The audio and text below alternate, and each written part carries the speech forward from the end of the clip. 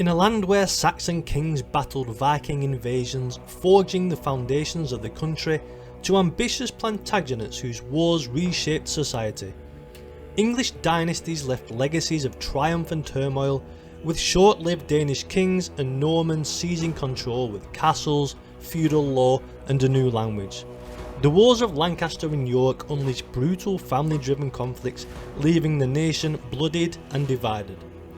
Under the Tudors, England saw transformation with religious upheaval and a golden age of culture, while the Stuarts inherited a realm with a tempest of civil wars and bold explorations. Each dynasty shaped England with its fierce battles for power and moments of enduring glory. But for each of them, it had to come to an end. The House of Wessex was said to have started in the year 519 by Cerdic, but Egbert's reign starting in 802 was the one that marked the turning point for the House of Wessex as he expanded their control over the surrounding kingdoms. The House of Wessex held strong for centuries after Egbert, with some great rulers and some unready. 1013 was the start of the decline of the House of Wessex, after it was briefly ended by the invasion of Danish king Sweyn Forkbeard, adding the House of Denmark to the list of dynasties to rule over England. Unfortunately for Sweyn, his reign came to an abrupt end only 41 days after he had taken the crown, likely from natural causes, possibly caused by a fall from his horse. Once Sweyn had died, Ethelred, known as the Unready, returned from exile and was once again proclaimed king, restoring the House of Wessex to the throne. While Sweyn's attack wasn't initially the end of the House of Wessex dynasty, it was the start of a series of changes which would inevitably lead to its downfall. A few years after he'd retaken the throne upon the death of Sweyn Forkbeard, Ethelred passed away and the throne was taken by his son Edmund Ironside in 1016. In the same year, Edmund himself passed away. Many historians consider it plausible that he may have succumbed to his wounds after sustained battles through the year with Danish forces, or that he died of natural causes, possibly an illness. There is another theory written by chroniclers like Henry of Huntingdon which suggests that he was possibly assassinated, and the common tale is that it was by an assassin hiding in his privy chamber. With Edmund dead after signing a treaty with Canute just 3 months earlier which stated Canute would rule over all of England except for Wessex, Canute would go on to rule over the whole kingdom for 19 years until he fell ill in 1035 and died in November of that year. For the next 7 years, England would be ruled by Canute's sons, first Harold Harefoot, who ruled for over 4 years until he passed away in 1040, and then by Arthur Canute, who ruled for just over 2 years before having a stroke likely caused by excessive drinking. With the death of Arthur Canute, this brought an end to our first dynasty, the House of Denmark, who would never again rule over the Kingdom of England. With his death, this allowed for a Saxon restoration. With a claim through his father Ethelred, Edward the Confessor took the throne for himself in June of 1042 and ruled for over 23 years until his death in January of 1066, marking the end of one of the great dynasties of England, the House of Wessex. Upon the death of Edward, his named heir and brother-in-law Harold Godwinson was crowned king, starting the reign over the English kingdom for the House of Godwin. Unfortunately for Harold, this reign didn't even last a year, after he was killed at the Battle of Hastings on the 14th of October in 1066, putting a quick end to any chance of establishing a long-ruling dynasty over England. After Harold Godwinson had been killed at the Battle of Hastings, there was an opportunity to bring back the House of Wessex through the grandson of Edmund Ironside, Edgar the Atheling. At only 14 years old, a council of advisors planned on crowning him as king, but this never happened due to lack of support, and on Christmas Day of 1066, William I was crowned at Westminster Abbey, starting the reign of the House of Normandy. During his reign, William faced rebellions such as the Harrying of the North in 1069, ordering a brutal campaign destroying villages, crops and livestock, leading to significant loss of life and a long-term depopulation of the region. He also commissioned the Domesday Book, which was a survey of land holdings and resources across England, completed in 1086, serving as a record for taxation and governance. Reigning just under 21 years, William passed away at the age of 59 in Rouen after falling from his horse, causing internal injuries, likely a rupture or infection, and despite treatment his condition worsened and he never recovered. With 3 remaining sons, generally the kingdom would be granted to the eldest son. However, the Kingdom of England was granted to William Rufus over his older brother Robert, who remained the Duke of Normandy. William Rufus ruled from 1087 until the year 1100, when he was suspiciously shot with an arrow while hunting in the New Forest by a skilled archer and nobleman, Walter Tyrrell. It was suggested that the arrow may have deflected off a tree, accidentally striking the king. There was also a suspicion of assassination, because upon William's death his brother Henry, who he was hunting with, acted swiftly, riding to Winchester to claim the royal treasury and his position as king, leading to the possibility that the death was orchestrated. Henry's quick action was done to seize the throne from his brother Robert, giving him time to gather the support of the nobility before his brother could return from Normandy. With him being crowned king, Henry I reigned over England for 35 years until his death in 1135. His death was possibly due to food poisoning after consuming a large quantity of lampreys. Historians believe, however, that his health was already in decline as he was in his late 60s, which was old for the period. Henry's death brought an end to a 69-year reign over England for the House of Normandy, creating a civil war known as the Anarchy. Upon his death in December of 1135, Henry I left no legitimate male heirs after his son, William Adelin, died in the White Ship disaster of 1120. Henry had named his daughter Matilda as the rightful heir, but his nephew Stephen had different plans. After hearing of Henry's death, Stephen travelled to England to usurp the throne and had himself crowned instead of Matilda, who was recognised the heir by the barons. This following period is known as the Anarchy, as Empress Matilda and Stephen went to war. While Matilda did control England for a few months, she was never crowned. Stephen ruled over England for a little under 19 years before his death from natural causes, likely a stomach disorder in 1154. Upon his death, this ended the reign for the House of Blois, but at the end of the Anarchy, just a year before his death, King Stephen came to an agreement with Matilda, signing the Treaty of Wallingford, in which Stephen recognised Henry, the son of Matilda and Geoffrey Plantagenet, the heir to the crown. In December of 1154, Henry II was crowned King of England, starting off a long line of Plantagenet kings. While Henry II was the first Plantagenet King of England, historians generally refer to him and his sons as Angevins. This is a term from France meaning from Anjou, and these rulers didn't regard England as their primary home until John lost most of their domains. Henry II, otherwise known as Henry Kirkmantle, ruled over England for a little under 35 years until his death aged 56 in 1189. He had named one of his sons Henry the Young King as a co-ruler with him, which was a custom of designating the future heir, but he didn't outlive his father to rule in his own right, so he isn't counted as a monarch. With Henry the Young King dead before his father, next in line was Richard the Lionheart, who took the throne in 1189. During his reign he was rarely in England, as his focuses were on the Crusades and his French territories. He ruled for over 9 years until his death in 1199 after being shot by a crossbow bolt while besieging a castle. It wasn't initially fatal, but it became infected and the infection spread, causing his death on the 6th of April. With Richard dying, the crown became that of his brother John. Throughout his 17-year reign, John is considered to be one of the most ineffective monarchs in English history, marked by poor decisions, failures and conflicts both in England and outside, losing a large amount of his French territories. From those failures, the Magna Carta was created, establishing laws that protected the rights of landowners and barons, preventing the king from exploiting his power. In the autumn of 1216, John contracted dysentery but failed to recover and died on the 19th of October of that year at the age of 49. With John losing the French territories, this closes out the reign over England for the Angevin kings. Taking the crown after his father John's death and classed as the first king in the post-Angevin line of the Plantagenet dynasty is Henry III. Crowned in 1216, Henry III reigned for 56 years, which is the longest reign over an independent England in history.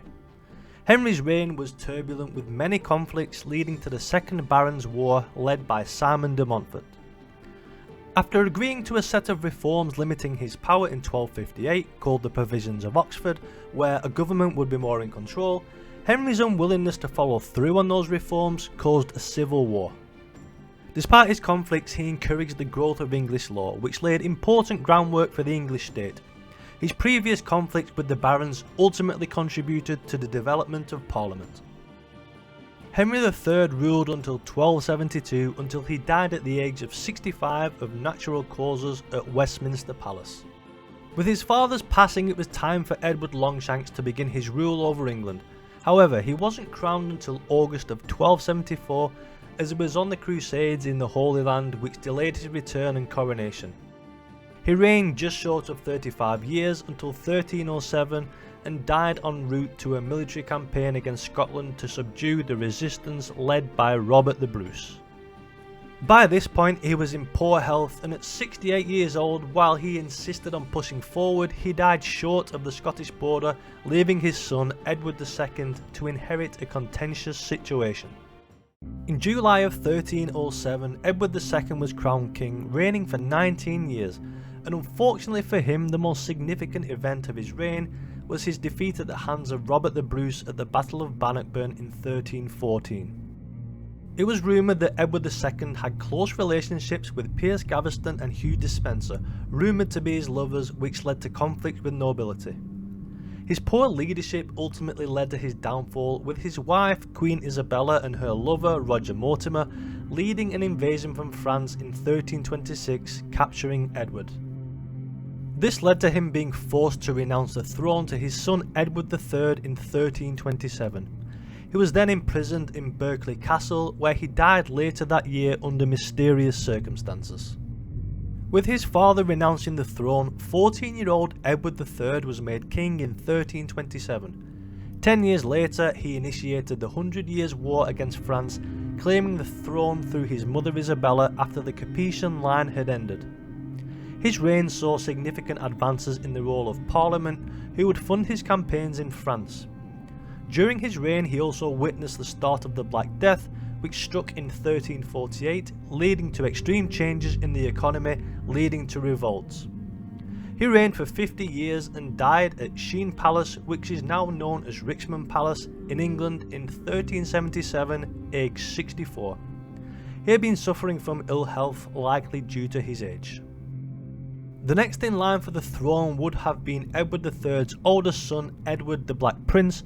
However, he had died in 1376, a year before his father, meaning the next in line for the throne would be the son of the Black Prince, 10-year-old Richard II, and in June of 1377 the young king was crowned.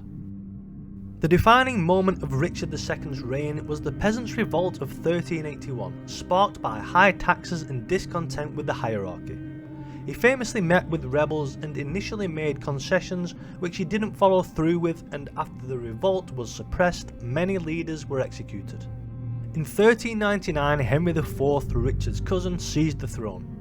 After previously being exiled by Richard in 1398 over a dispute over inheritance, Henry, who was the grandson of Edward III through John of Gaunt, gathered support from nobles and commoners, and as Richard's rule became unpopular, Henry saw an opening to challenge his reign. After taking the throne in 1399, Richard II was imprisoned in Pontefract Castle, and it's widely suggested that Richard died in 1400 due to starvation and neglect, while murder is a possibility. With Richard II dying, this brings an end to the direct male line of Edward III and the core Plantagenet dynasty. Although Henry IV was technically a Plantagenet, he belonged to a branch of that known as the House of Lancaster, descending from his father John of Gaunt, who was the Duke of Lancaster. During his reign, Henry faced numerous rebellions, including the Percy Rebellion, led by the influential Percy family. One of the most notable conflicts was the Battle of Shrewsbury in 1403, where Henry's forces defeated Henry Percy. In the later years, Henry's reign was marked by serious health problems, with skin diseases on top of other illnesses suggested as epilepsy or a form of cardiovascular disease. With his health declining fast, it wouldn't be long before a new ruler would be needed, and on the 20th of March in 1413, Henry IV died in the Jerusalem chamber and the abbot's house of Westminster Abbey, after a reign of over 13 years. With the passing of Henry IV, his son, one of the greatest warrior kings in English history, would be crowned, Henry V. Henry's legendary status was cemented after his extraordinary victory at the Battle of Agincourt during the 100 Years' War, where his outnumbered English army defeated a much larger French force through tactical brilliance. Despite his successes, there were still tense undercurrents in the English kingdom, with political divides from his father's controversial rise to power. He worked to unify England, but his campaigns in France also drained resources and strained the country economically. After a reign of only 9 years, his early death at the age of 35 in 1422 left the crown vulnerable, handing the crown to his 8-month-old son Henry VI. While he was proclaimed king, he was far too young to be king, and the country was ruled by regents who governed in his place until his official coronation at the age of 7 in 1429. During Henry's reign, England lost a lot of its French territories, which were significant blows to the economy and his support among nobility. In an attempt to secure peace with France, Henry married Margaret of Anjou in 1445. Unfortunately, this created divisions within the English court, which led to the outbreak of a civil war. In 1453, Henry suffered a mental breakdown, which sent him into a state of unresponsiveness for over a year. This led to the appointment of Richard, Duke of York, as the protector of the realm. This created tensions between the Yorkist and Lancastrian factions, sparking the first battles of the Wars of the Roses in 1455. By 1461, after a series of defeats, Henry VI was deposed by Yorkist claimant Edward IV. Whilst this is the start of the Yorkist line, this wasn't the end for the Lancastrians. Edward spent the early years of his reign reducing the Lancastrian influences in the north of England and stabilising his rule. In 1464, in a surprising move, Edward secretly married Elizabeth Woodville, a commoner and Lancastrian widow. This angered powerful nobles, including his cousin Richard Neville, the Earl of Warwick. With the Earl of Warwick frustrated, he allied with Edward's brother George and led a rebellion against Edward, and although he was briefly captured, a public unrest forced his release. In 1470, Richard Neville switched allegiances to the Lancastrians, forming an alliance with Margaret of Anjou, and together they invaded England, forcing Edward to flee. This ended Edward's first reign, restoring Henry VI to the throne in October of 1470. Given Henry's fragile mental state and physical health, Richard Neville acted as the ruler of England, while Henry was mostly just a figurehead. In 1471, Edward IV returned to England with a small army, determined to reclaim the throne, and on the 14th of April he defeated and killed the Earl of Warwick at the Battle of Barnet, weakening the Lancastrian cause. Upon this, Edward pursued the remaining Lancastrian forces and confronted them at the Battle of Tewkesbury on May the 4th of 1471. The Yorkists achieved a decisive victory, and Prince Edward of Westminster, Henry VI's son and only heir, was killed in the battle, effectively ending the Lancastrian line. With Edward's return to power, Henry VI was imprisoned in the Tower of London, where he died on May the 21st of 1471. It's widely suspected that his death was a murder, sanctioned by Yorkist supporters to eliminate any remaining Lancastrian threats to Edward's rule, thus ending the line of Lancastrian rulers over England for good. With the House of York restored under Edward IV, he ruled for 12 more years until 1483, when he unexpectedly died in his bed at the age of 40. The circumstances of his death are unclear, but it's widely accepted that he died of a brief illness. There have been suggestions of pneumonia and typhoid, as well as heart disease. With Edward IV now dead, the right to the crown will be that of his 12-year-old son Edward V. However, he and his younger brother Richard were taken to the Tower of London, which was customary for monarchs awaiting coronation. Meanwhile, their uncle Richard the Duke of Gloucester moved in to take control, declaring that Edward and his brother were illegitimate due to a pre-contract of marriage by their father, which nullified Edward V's claim to the throne. Edward and his brother remained in the Tower of London and eventually disappeared, leading to what is known today as the tragic fate of the princes in the Tower, leaving Richard III being declared king on June 26th of 1483. Disillusioned with Richard's methods and treatment of the princes, Henry Stafford, Duke of Buckingham, led a rebellion against him, looking to place Henry Tudor on the throne. This initially failed when Buckingham was captured and executed, but the idea of Henry on the throne continued. With this, Henry and Richard met at the Battle of Bosworth Field on the 22nd of August on 1485. Despite a strong start, Richard's forces were weakened when Thomas and William Stanley, who were powerful nobles, defected to the side of Henry mid-battle, leaving Richard vulnerable. This didn't deter him, and instead of retreating, Richard led a charge at Henry Tudor's position in an attempt to personally kill him. While Richard fought valiantly, defending his crown to the end, he died from several blows, including one to the head, marking the end of his 2-year reign, symbolising the conclusion of the Wars of the Roses and bringing an abrupt end to the reign of the House of York. With Richard III dead, Henry Tudor starts one of the most iconic dynasties in English history. To solidify his rule and bring peace between the warring houses, Henry married Elizabeth of York, uniting the houses of Lancaster and York, symbolised by the creation of the Tudor rose, a blend of the red and white roses of the two houses. During his reign, Henry faced several rebellions and pretenders to the throne, most notably Lambert Simnel and Perkin Warbeck. Simnel, posing as Edward, Earl of Warwick, garnered support leading to the Battle of Stoke Field in 1487, which Henry won. Perkin Warbeck, however, was claiming to be Richard, Duke of York, gaining support from European rulers, but he was eventually captured and executed.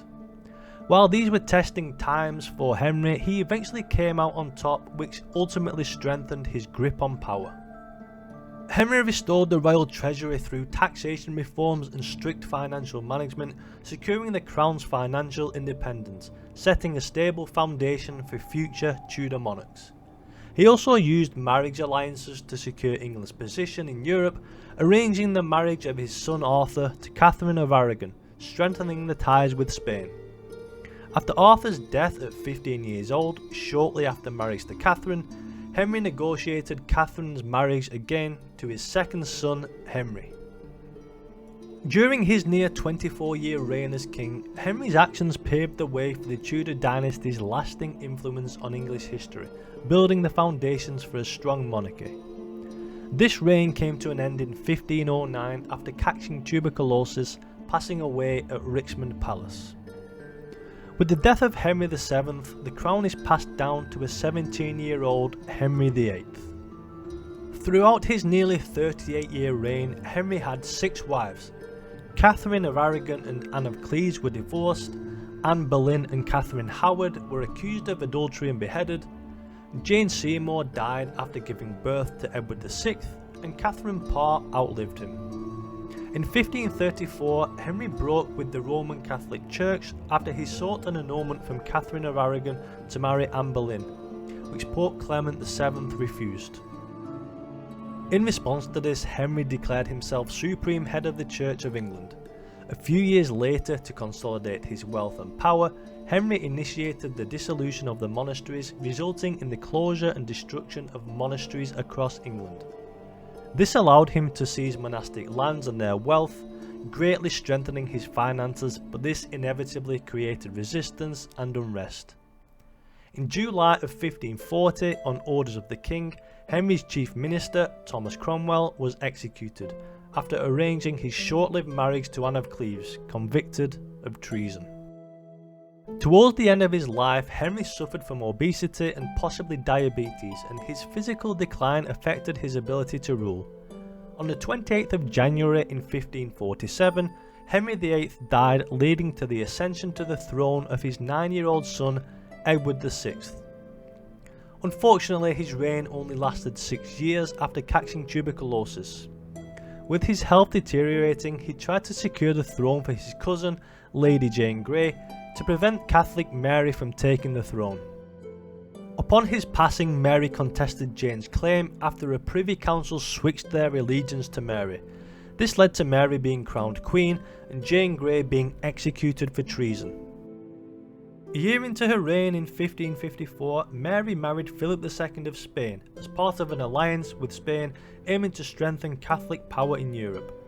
The most defining aspect of Mary's reign was her attempt to restore Catholicism in England, leading to Protestants being burned at the stake for heresy, earning her the nickname Bloody Mary. One of the defining failures of Mary's reign was the loss of Calais to France, which was a major blow to England's military and economic position in Europe in 1558. On November the 17th of the same year, Mary died at the age of 42 after a 5-year reign. Her final years marked by physical and emotional strain with health problems such as a swollen abdomen, extreme fatigue and false pregnancies, with some historians believing that she may have suffered from ovarian cancer.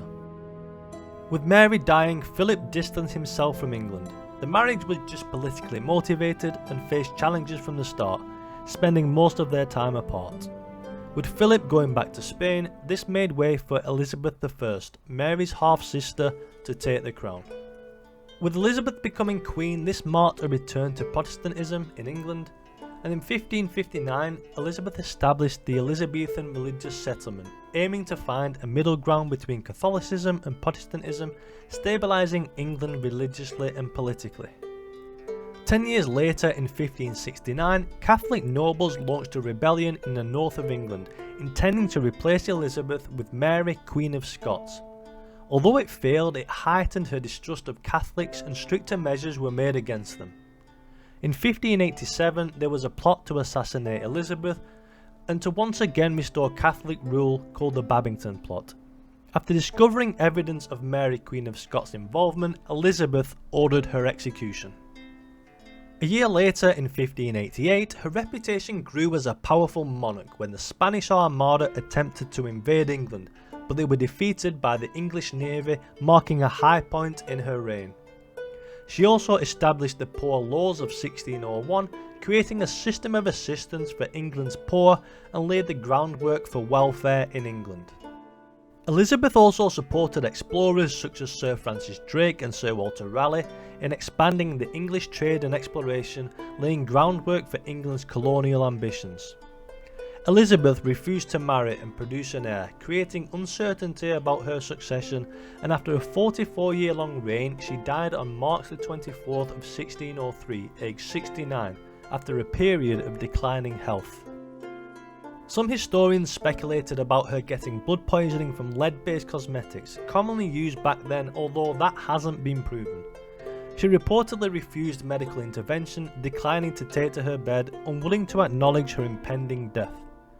Her advisors eventually helped to settle her succession, which was her cousin James VI of Scotland, marking the end of the Tudor dynasty and the start of the Stuart era. With Elizabeth dead, James VI took the English throne as James I in 1603, starting the Stuart rule over England. While he adopted the title King of Great Britain, ruling both England and Scotland, the two parliaments were still separate at that point. In 1605, there was a failed assassination attempt by Catholic conspirators, including the infamous Guy Fawkes. James supported colonial ventures throughout his reign, and in 1607 the English established Jamestown, which was the first permanent English settlement in North America. In 1625, James had consistent severe attacks of arthritis, gout and fainting, and after falling ill in March he then suffered a stroke. On the 27th of March he passed away at Theobald's house in Hertfordshire, suffering from dysentery. With the passing of his father, Charles I was to take the throne at the age of 24 in 1625. He immediately clashed with Parliament over finances, religion and his controversial marriage to Henrietta Maria of France, which led to the period of his reign named the Personal Rule in 1629, where he ruled without parliament for 11 years. In 1642, with tensions still high between Charles and Parliament over taxation, religion and the role of the monarchy, his rule led to the outbreak of the English Civil War, which ended in defeat and eventual imprisonment in 1646. In 1647 he escaped briefly, to only be recaptured and put on trial for high treason by a parliament dominated by Oliver Cromwell. After being found guilty of undermining the constitution and waging war against his own people, Charles was executed on January 30th of 1649 outside the banqueting house in Whitehall, making him the first English monarch to be publicly tried and executed. After his execution there was no single head of state in England, leading to what was the first interregnum from 1649 to 1660, led by Oliver Cromwell, who forcibly took control over England from Parliament with the title Lord Protector. With his power he could choose the heir, and Cromwell of course chose his eldest son Richard to succeed him. After he passed away in 1658, his son would take the rule, but was forcibly removed less than a year into his role in May of 1659. After a year of anarchy, the House of Stuart was restored to the throne when Charles II returned from France to accept the rule over England and was crowned in 1660. Charles' reign saw devastating events, with the Great Plague of 1665 killing tens of thousands of people in London. Just a year later, in 1666, the Great Fire of London destroyed much of the city, including thousands of homes and iconic structures like St Paul's Cathedral. Charles played a significant role in organising the firefighting efforts and was a big part of the rebuilding plans. While the Great Fire of London was happening, Charles was still engaged in 3 wars with the Dutch Republic over trade dominance, ending in 1674. In February of 1685, Charles II died at the age of 54 in Whitehall Palace. He had suffered sudden seizures on the 2nd of February and died 4 days later. Modern medicine suggests that his final illness was due to kidney dysfunction, possibly due to mercury poisoning, as Charles was known to have his own laboratory where he would experiment with mercury. With Charles II passing away, his younger brother James II would take the crown in February of 1685, although his official coronation took place in April. With the first openly Catholic monarch since Mary, concern sparked among Protestants at the time, and in the same year his nephew, the Duke of Monmouth, led a rebellion to claim the throne. James crushed the rebellion at the Battle of Sedgemoor, capturing his nephew and executing him not long after. In 1688 James's son was born, bringing the birth of a Catholic heir, bringing widespread fear among Protestants of a permanent Catholic dynasty. This event brought opposition to James, as it displaced his Protestant daughters Mary and Anne from the line of succession. Facing increasing pressure and opposition, James was deposed in the Glorious Revolution of 1688 when his daughter Mary II and her husband William of Orange were invited by English nobles to invade after James was trying to enforce Catholic tolerance. James fled to France, where he lived in exile after his reign of just under 4 years. With James ousted by Parliament, this began the short-lived Second Interregnum, where Parliament elected James's daughter Mary II and her husband William of Orange co-regents a year later in 1689. During their reign, the Bill of Rights was passed by Parliament, outlining restrictions on royal authority, prohibiting monarchs to suspend laws without Parliament's consent, influencing the development of democracy in England. Between 1689 and 1691, they faced a rebellion led by James II, who sought to reclaim his throne with support from Irish Catholics and French troops, culminating in the Battle of the Boyne, where James was decisively defeated by William. In December of 1694, Mary contracted smallpox, which ultimately proved fatal, killing her at the age of 32 without children. This left William devastated, leaving him as the sole ruler over England.